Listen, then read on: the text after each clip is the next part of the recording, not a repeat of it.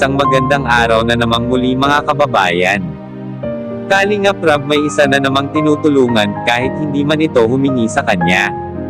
Pero dahil sa kanilang kalagayan na makikita sa kanilang pamamahay ay agad itong nilapitan ng ating Kalingap team sa pangunguna ni Kalingap Rab. At ito ang pamilya ni Ferdy. Kahit sa murang edad ay nagsakripisyo ito alang-alang sa kanyang mga kapatid. Walang kuryente, walang tubig, kaya diskarte na lang talaga para makapagpatuloy sa buhay. Wala ring permanenteng trabaho ang mga magulang, kaya minsan din nila makumplito ang pagkain ng 3 beses sa isang araw.